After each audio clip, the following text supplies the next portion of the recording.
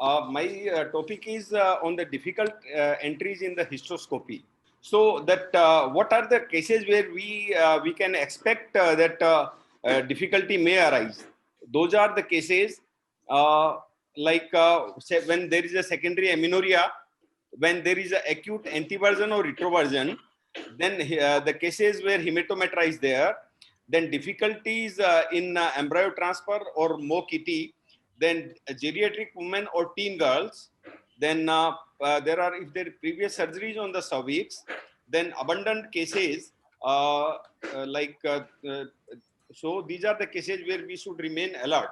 So here is a case, we did a HSD and we found there are some constrictions near the internal os. So we took it and we started putting our scope, and as soon as we put the scope in, we could see that all adherent this thing in the cervical, that internal os area. So the trick is you put a scissor and you can with your eyes impression you can see that this is the internal os. So try to dilate it and cut with small nicks and use your scissor as a guiding instrument, and you keep on you keep on going in and try to push it in, and where you get the passage at that particular area, you keep on going with the small nicks and cuts.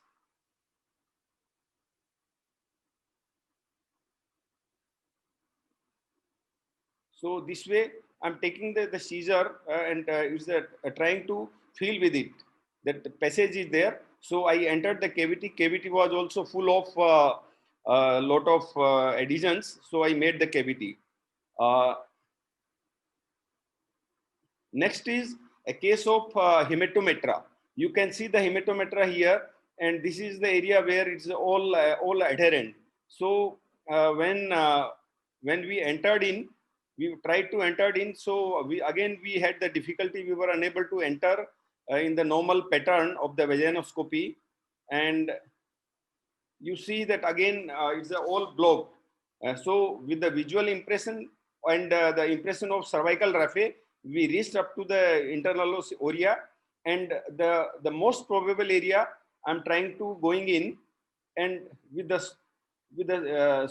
small nicks I'm trying to locate it, and you see that this scissor I'm just using it, that blood flow which the gus which is coming, that is guiding me where is the passage. So you see that with the scissor I felt the fundus. So now I'm sure that this is the place, this is the actual passage. So I'm gradually and trying to decrease the pressure. Then I see that blood flow coming out, and in that that is giving me the direction, and I'm following the direction, and then gradual I'm just going to enter, and that was the hematometra I could get in, and after with the washing, taking this thing, and I could get into the cavity. This is the another case. See, this is with the vaginoscopy. I'm just going in. You can see the vaginal rugosities there, but I'm trying to find the cervix. But cervix I could not find. Rather, I could find a small a point from where the altered blood was coming. So I could point out that this is the area. This is a flush cervix. So I'm just trying to put gradually a scissor into that area, a pointed scissor, and following that that altered blood from where that altered blood is coming. So gradually going in that particular direction and gradually opening with the scissor, using it as a that you see that more and more altered blood is coming. Your the pressure should be optimum. You have to play with the inflow and outflow. And gradually I'm getting the passage. It's all tubular cavity. You can see that all tubular cavity I am going in. I could enter, but cavity was tubular. So gradually I by cutting the first lateral adhesions, I could make Yeah, so this is the way. I'm just, you can see that old tubular cavity with some collection hematometra inside. I'm just trying to get in, and this is the tubular cavity, and an adequate cavity I could make it. This is the another case where there was a secondary amenorrhea, and this case was referred to us from a district hospital. They couldn't enter the cavity. So with the help of the cervical raphe, I'm just going in and taking help of that mucus discharge. I'm going in that direction and see that I could see that, yeah, this is the cervical area. So I'm trying to getting in. See, with a small nicks, I'm just trying to enter. I was just gradually with the small nicks because could not enter, so I removed the external sheath. So I'm using only with the internal sheath and getting a passage, trying to make a area. But what was happening that I could make a space, but I was not happy because see that appearance of this particular area. See, this is the interlaced fibers are there, and although their vessels are there, but it's not a typical cavity. So I came to know, yes, I have entered into the false passage. Then I gradually uh, just Sir, we have 2 minutes withdraw. left. Yeah. I withdrew the scope. Then I can see that yes, there are two entries are there, and upper one. See the upper one. This is the lower one with the false passage, and gradually by withdrawing and again going, I could make that, yes, that is the upper one is the actual cavity.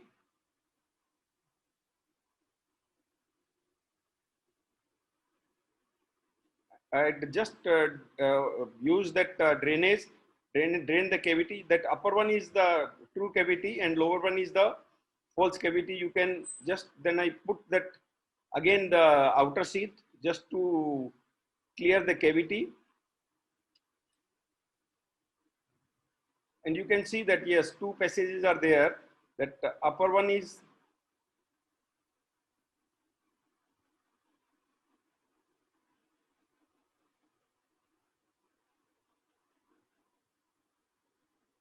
this is the actual cavity. You can see the ostia as well.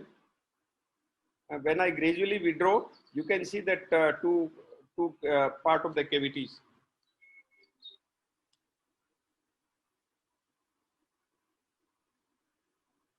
So that by appearance, see, this is the false cavity. So now the tips and tricks for these cases are that you follow that cervical raphe that gives you a passage, cervical pomois that makes you the correct passage.